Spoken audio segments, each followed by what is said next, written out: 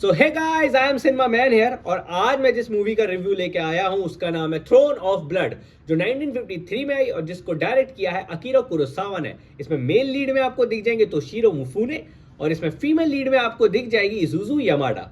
मैं बता दूं ये एक मैकबेथ की अडेप्टेशन है और इस रिव्यू में मैं यही डिस्कस करूंगा और यही आपको बताऊंगा कि मुझे इस फिल्म में पर्सनली क्या अच्छा लगा, क्या बुरा लगा, क्या ऑड लगा और इस फिल्म में उन्होंने जो क्रिएटिव लिबर्टी ली है वो किस तरह से अच्छी है, क्या यूनिकनेस इन्होंने मूवी में डाली है और किस तरह से इन्होंने मूवी को थोड़ा एक अडेप्टेशन होते हुए भी एक बहुत यूनिक टच दिया है, जिससे वो अडेप्टेशन दूसरी अडेप्टेशन से कितनी डिफरेंट और कैसे डिफरेंट है, ये सब भी मैं आपको बताऊंगा। और मैं ये भी बताऊंगा कि कैसे इसका एक जो लेजेंडरी सीन है वो अपने समय से बहुत आगे था। तो ये मैंने आपको बता दिया इस रिव्यू में क्या क्या बताने वाला हूँ। और मैं बता दूँ ये रिव्यू बहुत ज़्यादा अनफिल्टर्ड रहेगा, रॉ रहेगा, विदाउट एनी कट्स रहेगा, तो अगर कोई भी फंबल हो तो माफ कर देना। अब चालू करते हैं इस मूवी के बारे में। जैसे मैंने बता दिया, थ्रोन ऑफ ब्लड आई 1953 में, डायरेक्ट किया अकीरा कुरोसावा ने और ये अडेप्टेशन है विलियम शेक्सपियर के मैकबेथ की। और फन फैक्ट की जो लेजेंडरी डायरेक्टर अकीरा कुरोसावा है, उन्होंने अपनी लाइफ टाइम में और अपने डायरेक्टिंग करियर में बहुत बार विलियम शेक्सपियर के जो प्लेज हैं उन्हें अडेप्ट किया, like King Lear and many more others. तो अब मैं बताता हूँ कि इसकी सबसे पहली बात जो मुझे अच्छी लगी वो है इसकी सेटिंग एंड एटमॉस्फेरिक डिज़ाइन। अब सेटिंग इसमें अकीरा कुरोसावा ने इसको मेडिवल जापान रखा है और वो इसलिए नहीं कि जापान में बन रही है, इसलिए वो इसलिए इन्होंने रखा क्योंकि अकीरा कुरोसावा का कहना था कि जापान और स्कॉटलैंड ने बहुत ज़्यादा सोशल प्रॉब्लम साथ में फेस किया जो एक जैसी थी, इसीलिए। अब इसी से एटमॉस्फेयर पे आते हैं। एटमॉस्फेयर इन्होंने जो बताया है वो बहुत ज़्यादा अच्छा बनाया है। इन्होंने बहुत फॉगी सा बनाया है, बहुत ज़्यादा लाइक डार्क बनाया है, इंटेंस बनाया है ना। और मैं आपको बता दूं कि ये फिल्म इवन सिर्फ इसका एटमॉस्फेयर छोड़ के ये फिल्म पूरी तरह से इंस्पायर्ड है नो थिएटर के, जापानीज में जो ये जापान में जो किया जाता है, जापानीज लोग जिस थिएटर को करते हैं। दो तरह के थिएटर होते हैं, काबुकी और नो थिएटर का इसमें पूरे हाईली इन्फ्लुएंस आपको दिखता है। अकीरा कुरोसावा ने खुद एक्सेप्ट भी किया है। तो अगर आपको थोड़ा लगे कि ये थिएट्रिकल है तो वो इसलिए ही है क्योंकि ये नो थिएटर से पूरी तरह से इंस्पायर्ड और इन्फ्लुएंस्ड है। अब मैंने जब ये दो चीज़ें बता दी कि इसकी जो लाइक सेटिंग एंड एटमॉस्फेयर, तो मैं आपको बताना चाहता हूँ कि इसका जो थिएटर इन्फ्लुएंस है वो क्या है। सबसे पहले जो इनका थिएटर इन्फ्लुएंस उन्होंने लिया है वो लिया है इनका costume design and mask. Costume design बहुत अच्छा है, वो समुराई की कॉस्ट्यूम हो, चाहे विचेस की कॉस्ट्यूम हो, चाहे किसी की भी कॉस्ट्यूम हो, बहुत अच्छा है। एंड इवन जो मेकअप भी किया गया है मेनली और इजुजु यामाडा जिन्होंने लेडी मैकबेथ का रोल निभाया है, जिनका नाम होता है अजाजी ताकेटोकी, वो असासी वाशिजू सॉरी, तो उनपे जो मेकअप किया गया है वो भी बिल्कुल जो आपको देखेंगे और उनके फेशियल एक्सप्रेशन देखेंगे एंड इवन जब अदर एक्टर्स के भी फेशियल एक्सप्रेशन देखेंगे with regards in their costume, तो आपको ऐसा लगेगा आप थिएटर देख रहे हैं, क्योंकि वो जो उनके फेशियल मेकअप के साथ एक्सप्रेशन है वो बिल्कुल एक थिएटर के मास्क की तरह दिखते हैं। और जो थिएटर के मास्क यूज होते हैं नो थिएटर में वो इसलिए यूज होते हैं जिससे वो एक पर्टिकुलर इमोशन में एम्फोसाइज कर सके। तो ये भी बहुत अच्छी चीज यूज की है पर्टिकुलर इमोशन पे एम्फोसाइज करने के लिए। और आप कह सकते हो ये यूनिक ब्लेंड है ओवरऑल फिल्म और थिएटर का मिक्स, जिसमें एक प्ले है जिसको लोग एक्टिंग थिएटर एक्टिंग में करते हैं, लेकिन अकीरा कुरोसावा ने उसको फिल्म में यूज करके एक ब्लेंड बनाने की कोशिश की और जो बहुत अच्छे से टर्न आउट भी हुई है। अब मैं इसका अगर आपको बताऊं कि इसका मुझे चौथा पॉइंट कौन सा अच्छा लगता है तो वो है इसके जिन तरह से इन्होंने क्रिएटिव लिबर्टी ली है। इसकी मैं बता दूं कि जब आप मैकबेथ पढ़ते हैं, अगर आपने मैकबेथ पढ़ा है तो उसमें आप बहुत सारी इंटरप्रिटेशन कर सकते हैं, अलग अलग लोग अलग तरीके से उनको इंटरप्रेट करते हैं। लेकिन इसमें जो अकीरा कुरोसावा ने इंटरप्रेट किया है वो ये किया है कि मैकबेथ जो है वो इसलिए कत्ल कर रहा है डंकन का क्योंकि उसे डर है कि उसका दोस्त जो है बंको वो कहीं बता ना दे डंकन को कि उसकी भविष्यवाणी हुई है कि वो राजा बन सकता है और राजा कहीं उसको पहले ही ना मार दे, माने मैकबेथ को पहले ही ना मार दे, इसलिए वो ये करता है। और जो मैनिपुलेटिव साइड दिखाई गई है लेडी मैकबेथ की वो है, लेकिन इन्होंने याला रीजन चुना और याली इंटरप्रिटेशन ली है जो मुझे बहुत ज्यादा यूनिक लगी, बहुत ज्यादा अच्छी लगी, बहुत ज्यादा दमदार लगी। तो I thoroughly enjoyed it very much. अब मैं बात करूंगा कि इसकी मुझे पांचवी चीज कौन सी अच्छी लगी तो वो है इसका म्यूजिक।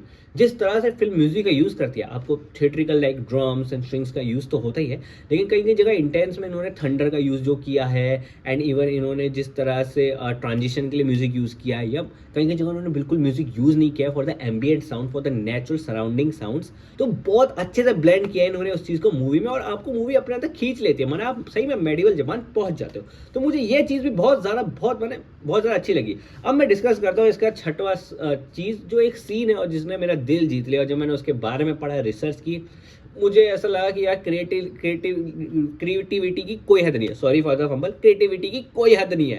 लाइक इसमें मैं बताता हूँ लास्ट सीन में जैसे तो प्ले में ये होता है कि जो मैकटफ है वो मार देता है मैकबेथ को, लेकिन हेयर उन्होंने ये किया कि कि जो मैकबेथ मरता है, माने जो हमारा वाशिज़ू होता है जो मरता है, ताकेटोकी वाशिज़ू नाम होता है इसमें तोशिरो मिफुने मतलब मैकबेथ का, तो वो मरता है तो सारे जो उसके अपोनेंट है, राइवल है, वो उस पे तीर छोड़ते हैं। तो जब वो तीर छोड़ते हैं उस पे और तीर ऐसे करके मारने लग जाते हैं, तब वो यहाँ से वहाँ भागता है और फिर तीर लगते हैं और एक गले के पार हो जाता है, वो मर जाता है। लेकिन इस सीन की जब रिहर्सल हो रही थी तो बताया गया था कि वो तीर थे वो रियल थे, सिर्फ गले पे लगने वाला छोड़ के, और इसलिए प्रोटेक्शन लेयर नीचे पहना करते थे तोशिरो मिफुने। और जब इसका पूरा सेट डिज़ाइन चल रहा था और सीन डिज़ाइन चल रहा था कि कहाँ भागना है कैसे, तो वो हर दिन ये अपने लाइक एक्शन डायरेक्टर और कोरियोग्राफर से पूछते थे कि कब खत्म होगा, कब खत्म होगा। और जिस दिन एक खत्म हुआ उन्हें खूब धमाके पार्टी की। और मैं इसमें बता दूँ, इसमें ट्रेंड आर्चर्स यूज़ हुए थे और बहुत कम, माने सिर्फ गले और कुछ जो यहाँ वहाँ पास की बॉडी पार्ट्स में लग रहे हैं वाइटर लाइक दिल, वो तीर रिग्ड थे और इन्होंने तार से उसको डायरेक्ट किया उन तीरों को। तो ये बहुत यूनिक लगा, बहुत क्रिएटिविटी, बहुत अच्छा है। उसका बिहाइंड द सीन यूट्यूब पे भी देख सकते हैं।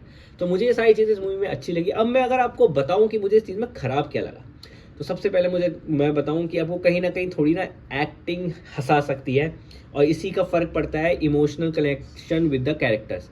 हाँ, ये दोनों चीज़ें हैंड टू हैंड जाती है। अगर आपकी एक्टिंग थोड़ी हंसा रही है तो वो कन्विंसिंग नहीं लगेगी किसी सीरियस मोमेंट में। और इस मूवी में वो बहुत बार होता है कि इन्होंने जो ये थिएट्रिकल स्टार की टाइप की एक्टिंग की है, ऑब्वियसली वो नो थिएटर को जो इन्फ्लुएंस है वो इसमें एक्टिंग में भी दिखा, जैसे मैंने कहा, तो वो आपको कहीं ना कहीं कभी कभार हंसा देते हो, बहुत सीरियस मोमेंट में हंसा देते, इससे आप कैरेक्टर से जुड़ते जुड़ते रह जाते हैं और आपको ऐसा लगता है हाँ। तो जब आप पूरी मूवी देख लेते हैं ना तो इतनी बार एड्रप्टली हो जाता है कि आपको लगता है अरे यार ये क्यों हुआ।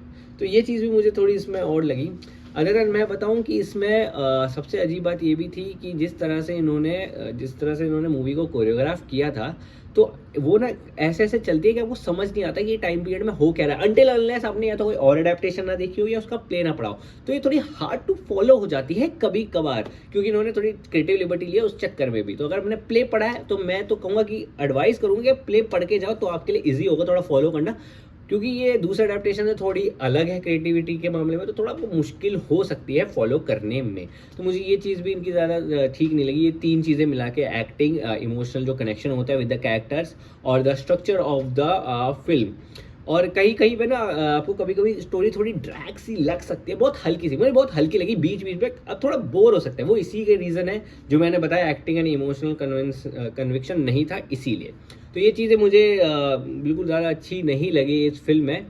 और मैं आपको बताऊं कि कभी कभार जिस तरह से इन्होंने म्यूज़िक दिया है, मैं ये नहीं कह रहा म्यूज़िक ख़राब है, लेकिन कभी कभार वो म्यूज़िक जो एकदम से लाउड हो जाता है, एकदम से एड्रप्टली आ जाता है, और फिर उसके साथ जो सीन्स आते हैं वो थोड़े आपको कंफ्यूज कर सकते हैं कहीं कहीं। वैसे ओवरऑल इतना फर्क नहीं पड़ेगा, बहुत माइन्यूट सा फर्क है अगर आप बहुत डिटेल में देख रहे हैं, ध्यान से देख रहे हैं, वरना ऐसा कोई इतना बड़ा फर्क नहीं है। लेकिन मुझे लगा तो मैंने कहा मैं बता देता हूँ।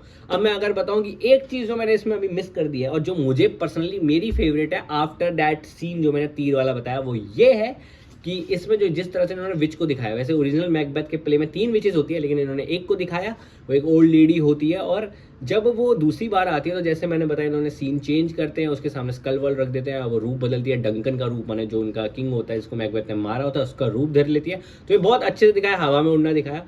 तो मुझे अच्छा लगा कि इन्होंने उस चीज़ को थोड़ा सा लाइक क्या कहते हैं बिल्कुल ऐसे मिनिमाइज तक कर दिया कि तीन विचेस की जगह इन्होंने सिर्फ एक को ही लिया। वो मुझे बहुत बहुत अच्छी चीज़ लगी, बहुत क्रिएटिव लिबर्टी अच्छी लगी। तो ये चीज़ भी, हाँ मैंने वही कहा कि उसमें भी एक कमी यही है कि आपको कभी कभार हंसा सकती है, वरना वो इतनी टेरिफाइंग लगती है, पर ऐसे कभी वो चकल्स आ ही जाते हैं। तो मुझे ये लगा। बाकी ओवरऑल मेरे फिल्म का यही रिव्यू है और मैंने आपको बता दिया जो मैंने देखा, मैंने समझा, मुझे लगा। अगर आप मूवी देखते हैं तो आप अपना रिव्यू बताना कि कहाँ से मेरे साथ, कहाँ किस हद तक मेरे साथ सहमत हो, किस हद तक नहीं, और आपको क्या अच्छा लगा क्या नहीं, है ना। I will be eager to know. तो अब मैं अगले रिव्यू में मिलता हूँ जल्दी, एंड तब तक के लिए देखते रहिए आई एम सिनेमा मैन।